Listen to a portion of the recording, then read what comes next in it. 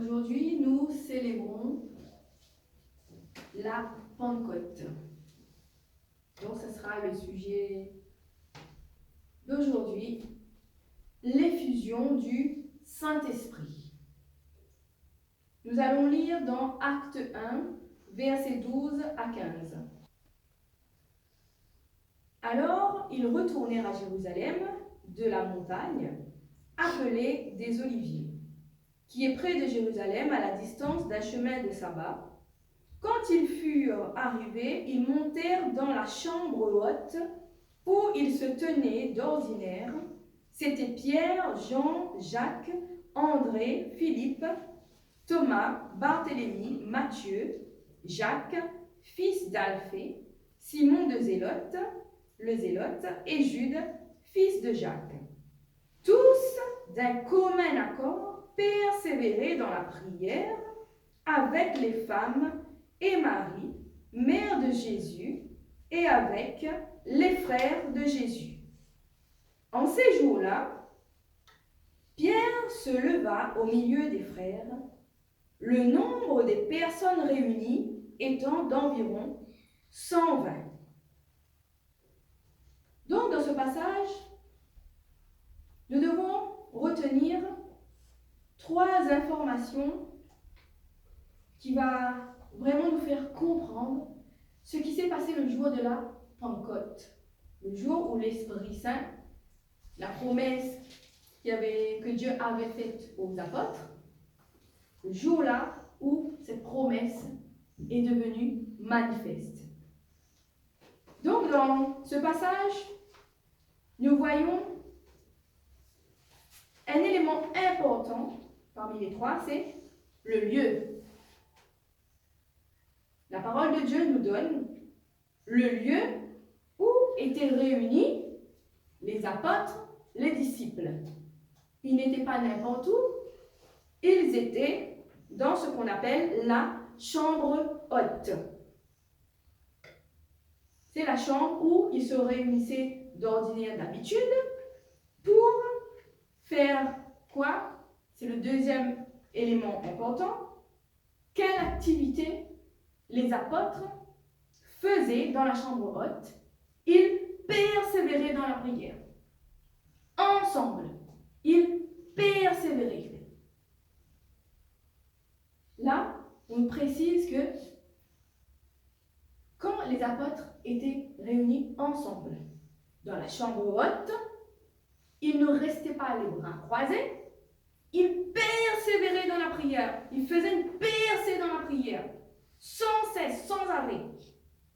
Et ils étaient tous en accord. Ça veut dire qu'il n'y avait pas un parmi eux qui n'était pas d'accord. Tous les apôtres, les disciples, étaient d'accord pour prier ensemble. Il n'y avait pas quelqu'un parmi eux pour dire le contraire ou pour ne pas attendre le Saint-Esprit. Donc là aussi c'est important parce qu'il faut que nous soyons ensemble, en accord. Ce n'est pas n'importe qui était dans la chambre haute le jour où le Saint-Esprit est descendu. Il y avait seulement ceux qui ont accepté Jésus-Christ, qui ont accepté la promesse. Donc c'est normal que les gens qui n'acceptent pas Jésus, que ces gens-là ne comprennent pas les chrétiens qui acceptent Jésus.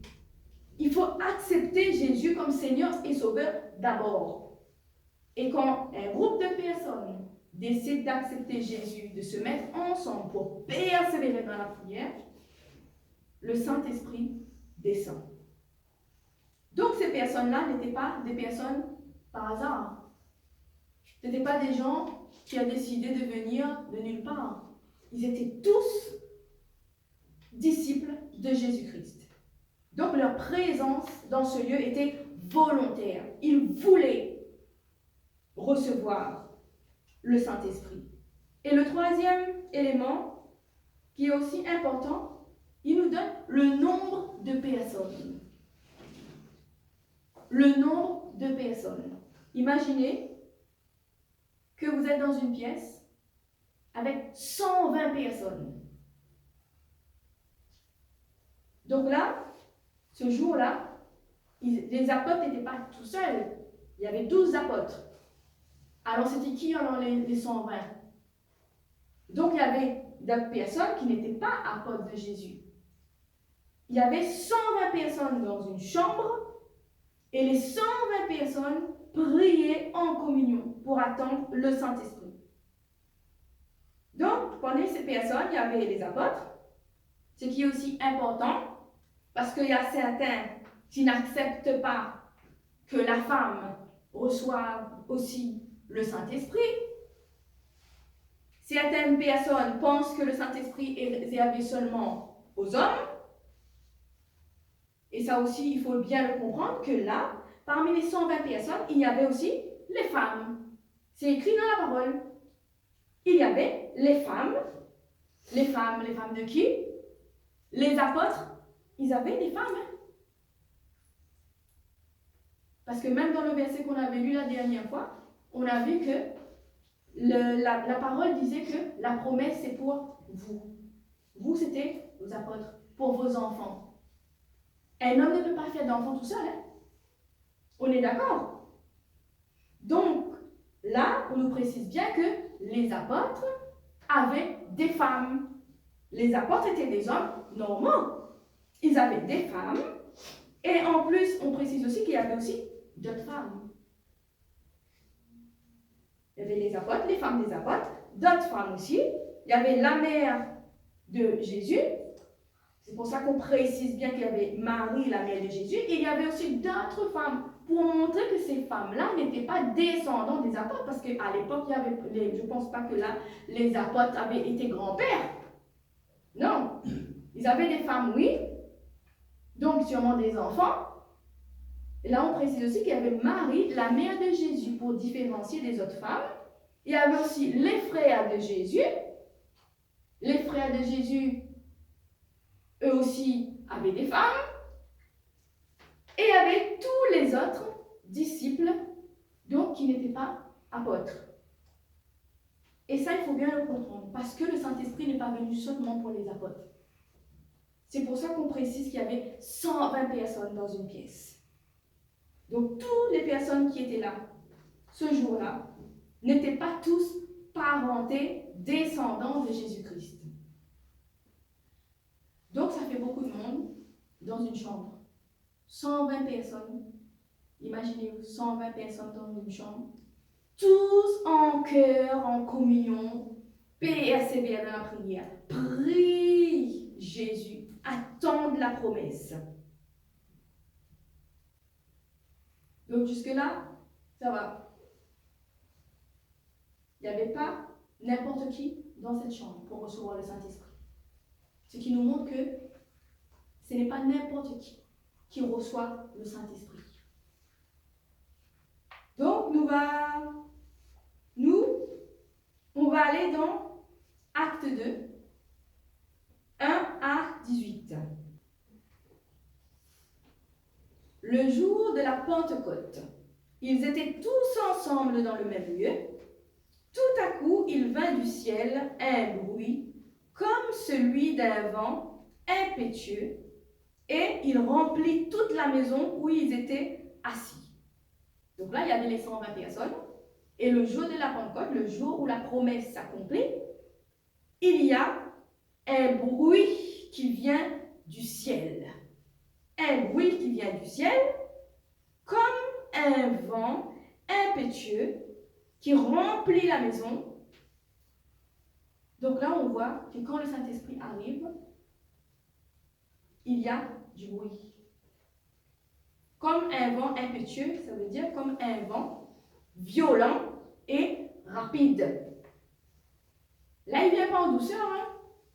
Il vient rapidement et violemment. Donc, ils ont senti, ils ont vu le vent. Ils ont senti, ils ont vu que là, il y avait quelque chose qui allait se manifester.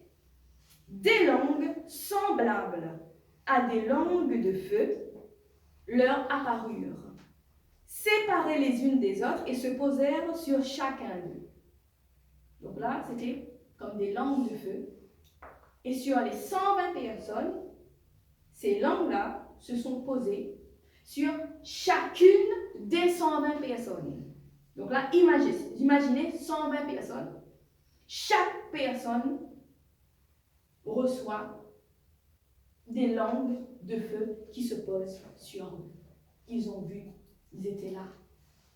Ça ne passe pas inaperçu. Toutes les personnes qui étaient présentes ont reçu ces langues en même temps. Et ils furent tous remplis du Saint-Esprit et se mirent à parler en d'autres langues, selon que l'Esprit leur donnait de s'exprimer. Donc, qu'est-ce que ces langues de feu ont fait? Ces langues-là ont rempli chacune des personnes, des 120 personnes présentes, du Saint-Esprit. Les 120 personnes ont été remplies du Saint-Esprit. Et on voit que le Saint-Esprit, quand le Saint-Esprit arrive, il arrive violemment, rapidement. Et quand le Saint-Esprit arrive, ça fait du bruit. Donc c'est normal qu'aujourd'hui, quand quelqu'un reçoit le Saint-Esprit, qui n'est pas la présence du Saint-Esprit. Là aussi, il faut faire la différence. Quand on accepte Jésus comme Seigneur et Sauveur, on reçoit la présence. Mais on ne reçoit pas encore l'effusion du Saint-Esprit. On ne reçoit pas la puissance. Là, les apôtres avaient reçu la présence au préalable. Maintenant, là, ils reçoivent la puissance. C'est une autre dimension du Saint-Esprit où là, ça va se manifester. Ça va se voir. Or, il y avait en séjour à Jérusalem des Juifs, hommes pieux de toutes les nations qui sont sous le ciel. Au bruit qui eut lieu, la multitude accourut et elle fut confondue parce que chacun les entendait parler dans sa propre langue. Donc, là où ils étaient, parce que Jésus leur avait dit, restez à Jérusalem. Là. Ce jour-là, c'était le jour où toutes les nations se réunissaient à Jérusalem. C'est ce jour-là que Jésus a décidé d'envoyer le Saint-Esprit pour que les gens de toutes les nations, ça veut dire qu'il y avait des gens qui venaient des quatre coins du monde pour venir à Jérusalem, parce que c'était le jour où il y avait la fête. Il y avait un événement spécial à Jérusalem. C'est ce jour-là que Jésus a choisi. Et quand le Saint-Esprit est venu, ce qui s'est passé, c'est que toutes les 120 personnes ont parlé en d'autres langues. On parlait en d'autres langues. Donc, quand on reçoit le baptême du Saint-Esprit, l'effusion du Saint-Esprit, on parle en d'autres langues. C'est ça qui va vous montrer que vous avez été baptisé par le feu du Saint-Esprit. Vous parlez en d'autres langues que vous n'avez jamais apprises auparavant. Mais vous savez parler cette langue. Ça fait peur pour certains, mais c'est ça la manifestation, la puissance de l'effusion de l'Esprit. On parle en d'autres langues, c'est écrit dans la Bible, c'est normal. Le parler en langue vient de Dieu. Ils étaient tous dans l'étonnement et la surprise, et ils se disaient les uns aux autres, voici ces gens qui parlent, ne sont-ils pas tous galiléens? Donc ça veut dire que là, les gens de toutes les nations, donc ça veut dire que ces gens-là parlaient en langues différentes. Et là, ils entendaient les 120 disciples parler leur langue maternelle, alors qu'eux-mêmes, ils n'avaient jamais appris cette langue. Donc là, imaginez, on comprend plus, c'était comme si là, nous, on n'a jamais appris le chinois, le japonais, le russe. Je ne sais pas quelle langue existe encore sur la Terre. On n'a jamais appris ces langues-là. Et tout d'un coup, on arrive en Chine, en Russie ou n'importe quel pays, et on peut parler la langue du pays, sans avoir jamais appris la langue.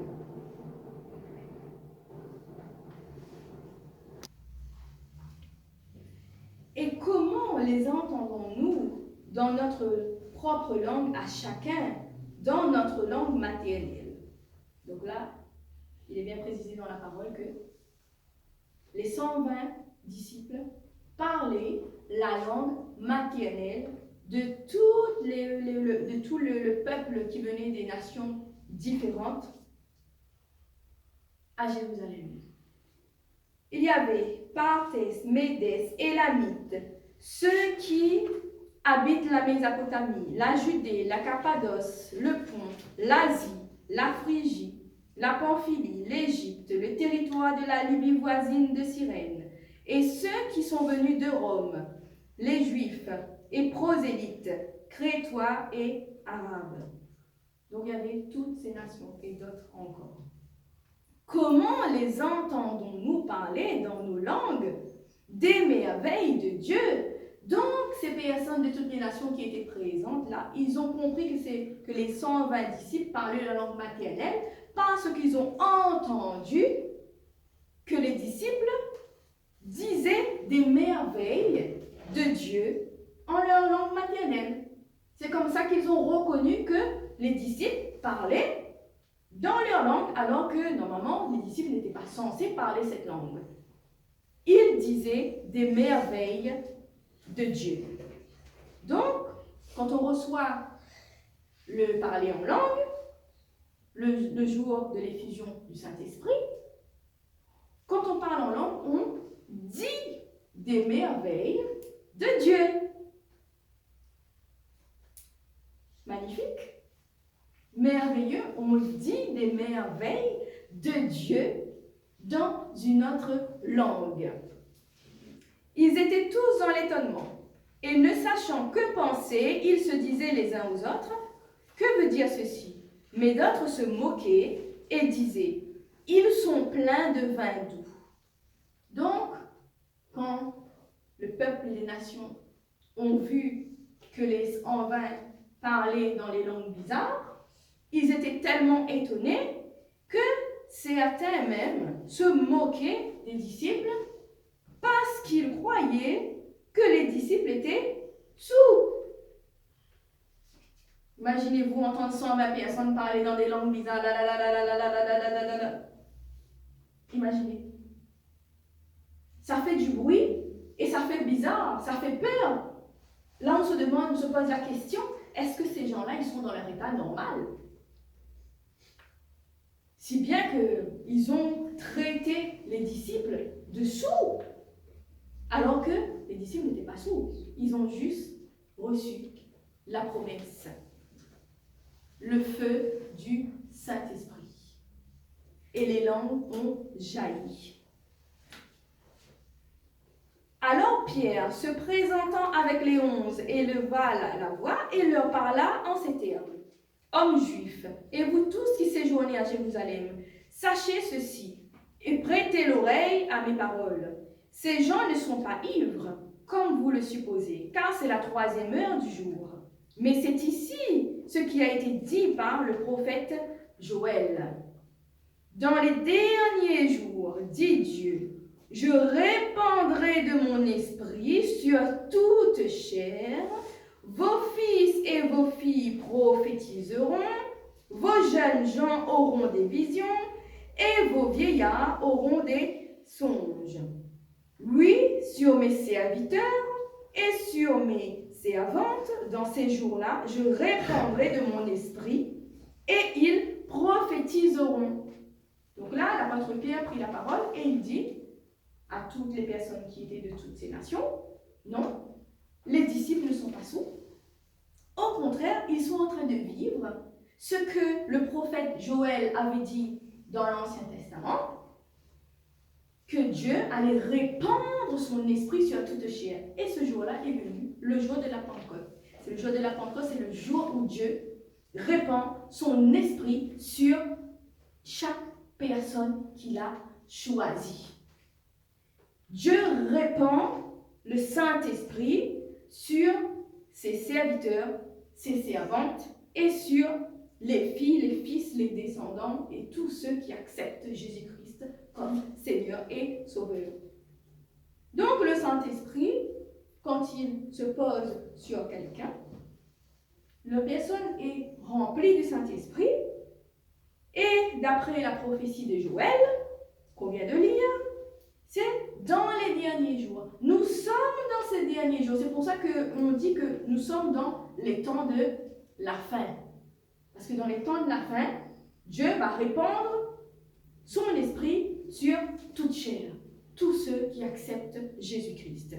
Et quand l'Esprit Saint se répand sur quelqu'un, ce qui se passe, c'est que la personne prophétise. C'est là qu'on va parler du prophétique. Qu'est-ce que la prophétie? Pourquoi quand on reçoit le Saint-Esprit, la personne est capable de prophétiser? C'est écrit dans la parole. Celui qui reçoit le Saint-Esprit, celui qui a reçu l'Esprit sur lui, prophétisera. Les jeunes auront des visions. Donc ça aussi c'est important parce que là on va parler du monde spirituel. Quand on reçoit un esprit, c'est normal que nous aussi on vive la vie de l'esprit. Les jeunes auront des visions. Donc c'est normal que quand vous êtes réveillé et tout d'un coup vous avez l'impression de voir autre chose. Au lieu de voir autour de vous, vous voyez un autre endroit, vous voyez quelque part. Les vieillards, vos vieillards auront des songes. Ça veut dire que quand vous allez dormir, c'est normal que vous aurez des songes, que Dieu vous montre les choses du royaume par le Saint-Esprit que vous avez reçu. Donc on reviendra là-dessus plus précisément, mais là on va continuer dans Acte 2, verset 32. C'est ce Jésus que Dieu a ressuscité. Nous en sommes tous témoins. Élevé par la droite de Dieu, il a reçu du Père le Saint-Esprit qui avait été promis. Il l'a répandu, comme vous le voyez et l'entendez. Donc c'est toujours l'apôtre Pierre qui continue à parler aux nations. Il dit que c'est Jésus que Dieu a ressuscité. C'est lui-là qui fait ça. Quand on reçoit le Saint-Esprit, on reçoit l'esprit de la résurrection de Jésus. Donc, là, il dit aux nations qui ne comprennent pas. Pour quelle raison est-ce qu'il y a... C'est comme s'il y avait un scandale là, il y avait un cinéma. Qu'est-ce qui se passe? 120 personnes qui parlent dans des langues différentes. Mon Dieu, surtout à cette époque, ils sont tous sourds. Ils ont trop bu d'alcool. Alors non, c'est cette promesse, le Saint-Esprit répandu sur les apôtres, que Pierre leur dit que là, ce que vous voyez là, ce n'est pas du cinéma. Ce que vous entendez, ce n'est pas du cinéma. C'est la puissance de Dieu qui descend enfin sur ses disciples. Donc l'apôtre Pierre rappelle dans ce verset que la promesse s'accomplit enfin. Et cette promesse-là, elle continue aujourd'hui aussi pour tous ceux, à partir de 2022, puisqu'on est en 2022, tous ceux qui acceptent Jésus-Christ comme Seigneur et Sauveur. Cette promesse s'accomplit aujourd'hui pour tous ceux-là, pour toutes ces personnes. Ce n'est pas fini. Tant que le Saint-Esprit agira sur la terre, la puissance sera toujours disponible pour celui qui accepte Jésus-Christ. Donc, quand on accepte Jésus-Christ, il ne faut pas avoir peur. Il faut accepter de recevoir le Saint-Esprit, l'Esprit de Dieu, afin que on puisse rentrer dans une nouvelle dimension qu'on appelle le monde spirituel. C'est par le Saint-Esprit que nous allons voir des choses du monde invisible. On reçoit un esprit le jour de la Pentecôte, le jour de l'effusion du Saint-Esprit. Et on ne reçoit pas n'importe quel esprit. L'Esprit de Dieu. L'Esprit de Dieu, la puissance qui vient d'en haut. Donc, il faut accepter ce qui est rattaché à l'Esprit de Dieu, le monde des esprits, le monde spirituel. On va voir ce que quelqu'un de normal ne voit pas. On va entrer dans cette dimension-là, on va entendre ce que quelqu'un de normal ne peut pas entendre. Il faut accepter. Parce que c'est pour cela que Dieu donne le Saint-Esprit, pour être ses témoins. Mais comment on peut être témoin de Dieu, témoin de Jésus, si on est comme quelqu'un de quelconque? Non, quand on reçoit la puissance de Dieu, on n'est plus n'importe qui. On est fils de Dieu qui marche rempli du Saint-Esprit, avec les grâces qui sont rattachées au Saint-Esprit, les dons qui sont rattachés au Saint-Esprit. Et c'est comme ça qu'on va parler par la suite des dons spirituels. Quand on reçoit le Saint-Esprit, on reçoit les dons spirituels. Les dons. Et aujourd'hui, ça continue encore. Ce n'est pas fini. Hein? Dans la Bible, il n'y a aucun verset qui dit que les dons, c'est terminé. Non. Tant qu'il y aura des personnes sur cette terre pour crier au secours à Dieu, pour appeler Jésus, les dons spirituels qui vont avec le Saint-Esprit seront disponibles, seront distribués. Ce n'est pas fini. Donc ce que nous, on doit retenir, qu'au moment de l'effusion du Saint-Esprit, il y a des manifestations surnaturelles. Il y a du bruit, des fois, pas tout le temps, mais quand le Saint-Esprit arrive, on le voit, on le sent. Il y a du bruit comme un vent, comme le vent rapide, le vent violent. Il va venir sans prévenir. Sans prévenir. Oui, il va venir. Le Saint-Esprit ne va pas vous dire « Coucou, c'est moi, l'Esprit de Dieu, l'Esprit de la promesse, j'arrive, préparez-vous » Il ne va jamais vous dire ça. Hein? Quand vous avez reçu, pour ceux qui ont reçu le Saint-Esprit, est-ce que le Saint-Esprit vous a prévenu qu'il arrive? Il vous a prévenu? Non. Vous avez juste vu la manifestation. Il ne prévient pas. Hein? Lui, quand il voit que ton cœur est disposé, quand il voit que tu es dans les plans de Dieu, que tu mets ta vie en conformité avec la parole de Dieu, il va venir. C'est normal. Et ne vous étonnez pas qu'un beau jour, quand vous louez le Seigneur, que vous voyez que des langues bizarres jaillissent de vous. C'est la langue que Dieu donne à tous ceux qu'il a choisis. C'est normal. Parce que déjà, si le Saint-Esprit allait vous dire qu'il arrivait, je pense que la plupart de vous, vous aurez fui. C'est pour ça qu'il ne dit rien. Il se manifeste seulement. Vous voyez seulement quand il est là. Donc il faut attendre. Attendre que le Saint-Esprit va venir quand on prie. Quand on croit en Jésus, on croit en Dieu.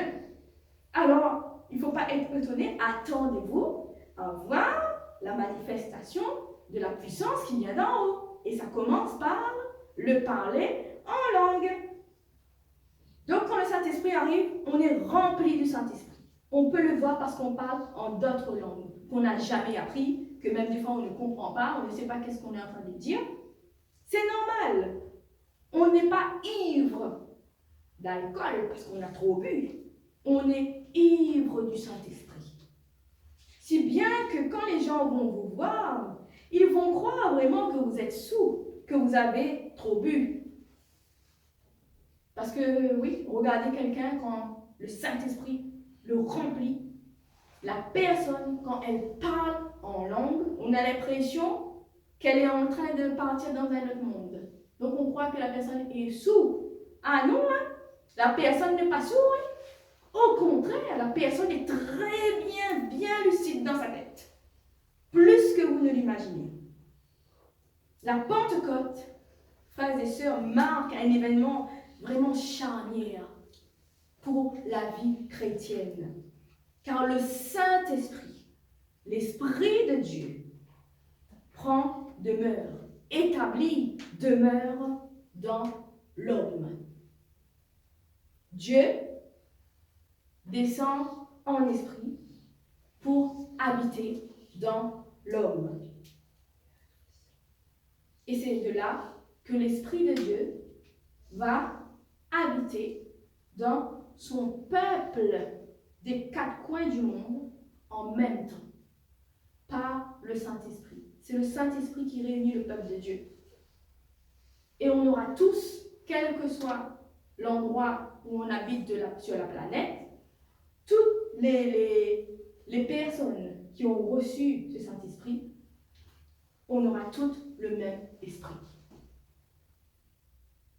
On peut être à l'île de la Réunion, quand on reçoit le Saint-Esprit, ça sera le même esprit que quelqu'un qui habite, je ne sais pas où, au fin fond de l'Amazonie. Ce sera le même esprit.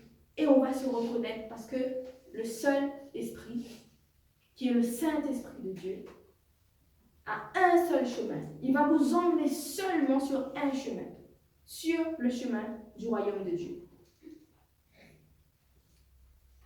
Donc, les amis, eh bien, la parole, c'est bien de parler. Alors maintenant, il faut passer à l'action. On va parler en langue. C'est le jour. On est réunis dans la chambre haute, entre nous là. Alors maintenant, on va expérimenter la Pentecôte, l'effusion du Saint-Esprit, pour que vous voyez que ce n'est pas seulement le pourparler, ce n'est pas seulement des mots, des paroles, mais que tout cela est vrai. Alors mettez-vous debout.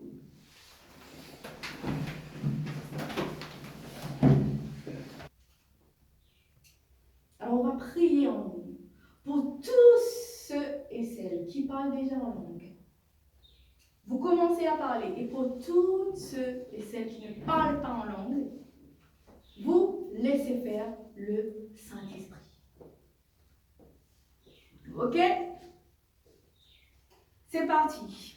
Ô Père éternel, le Père Tout-Puissant, aujourd'hui, nous sommes en communion fraternelle, dans cette chambre haute, pour expérimenter la promesse que tu as promis à ton peuple. Ô Père, tu connais notre cœur, tu connais tout de chacun de nous, que cette dimension de la chambre haute, de la puissance qui vient d'en haut, puisse maintenant se manifester en ce lieu. Que tous ceux qui ne parlent pas en langue, mais que tu vois, Père, qui a cœur pour te servir, puisse maintenant expérimenter cette belle expérience pour dire des merveilles de toi, Dieu. Et que tous ceux qui ont déjà reçu le parler en langue, qu'ils reçoivent une nouvelle dimension de parler en langue, que le vieux parler en langue depuis des années, Seigneur, maintenant soit changé en se parler en langue d'une nouvelle dimension. Que maintenant ta puissance descende dans leur vie, Père. Alléluia. Korama santa ramai shekari rebantore shekara manamaita rebesheremai. Lekere basanta ramashekara basanta rebesheremai. Rekara masanta remashere ganantari sharamai rebeshere akara manta rebeseteremai. Rekere masanta ramashara kere banasanta remeshere yakara yere santa remasai. Rekere masanta remashara mai. Lekere masanta remashara mai. Rekere basordere mai. Lekere masanta remashara mai le santa yakere sorie nantara shere mai. Reba shekari masetere mai. Reba shanan kari santo remashere mai. Reba santo remai shere kere mai. Raria masanta remashere boko yeshani antayan remashare mai. Levaria sonne share kana masante remashare. Reali shere mandara masante remashare mai. Ô Père, que ton esprit remplisse ce lieu, se pose sur chacun d'eux. Au nom puissant de Jésus-Christ, que le Saint-Esprit maintenant remplisse chacun chacune de ces personnes présentes ici.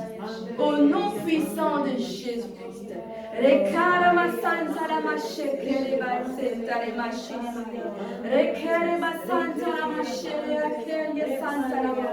Que toute ta puissance descende maintenant sur chacun d'eux. Que tes langues de feu maintenant se posent maintenant sur chacun d'eux. Afin qu'ils puissent voir que tu n'es pas un mythe, que tu agis encore aujourd'hui et que tant que l'Esprit est disponible, il y aura toujours la Pentecôte. Tous les jours pour quelqu'un sur ce monde, sur quelqu'un sur cette planète.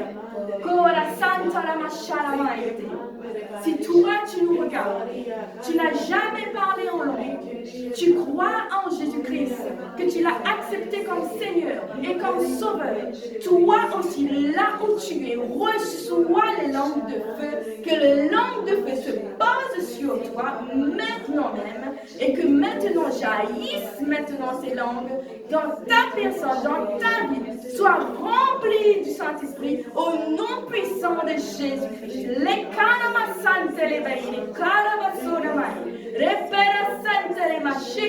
reçois maintenant le Saint-Esprit, reçois la puissance du Saint-Esprit, reçois le feu du Saint-Esprit, que l'effusion du Saint-Esprit se manifeste dans ta vie, là où tu es, parce que Dieu n'a pas de limite.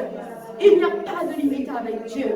Reçois maintenant dans ta vie, reçois toi aussi le Saint-Esprit de Dieu. Au nom puissant de Jésus-Christ, reçois le feu qui vient d'en haut, reçois la puissance qui vient d'en haut, maintenant, au nom puissant de Jésus.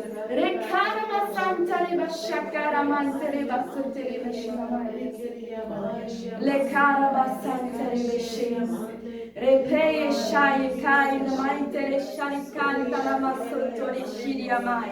Leberie sotori shai amai. Lebeye shakeri santari shekaramai. Le cara masotori shiri akare sotori mai shiri.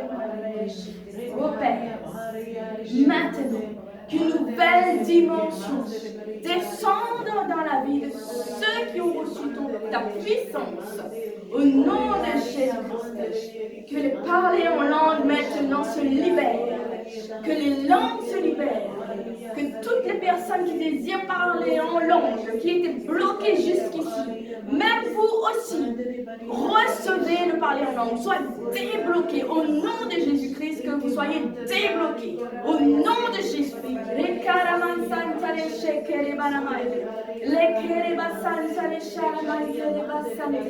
Expérimente la puissance qui vient d'en haut. C'est le temps où la grâce de Dieu est disponible. Reçois là où tu es. Reçois au nom de Jésus-Christ la puissance qui vient d'en haut. Il n'y a pas de limite à Jésus. Il n'y a pas de limite pour Dieu. Là où tu es maintenant, où tu nous regardes, reçois la puissance du Saint-Esprit. Que le parler en langue maintenant soit débloqué dans ta vie, afin que tu puisses toi aussi dire des merveilles de notre Dieu Tout-Puissant. Amen. Alléluia. Au nom de Jésus. Oh Père, merci encore pour ce temps de partage. Merci encore pour la grâce que tu nous donnes. Merci Père, parce que tu es le Dieu Tout-Puissant et que tu ne donnes pas de pierre à tes enfants quand ils te demandent à manger, mais tu leur donnes du pain, ce pain béni du ciel, le Saint-Esprit que tu nous donnes, Père. Oh Dieu, à toute la gloire soit pour te servir, que toute l'honneur soit pour toi, Père, parce que tu es le Dieu de la puissance et que tu tiens toujours à tes promesses. Au nom puissant de Jésus-Christ, nous t'avons prié, Père. Amen, amen, amen. Amen, amen, amen.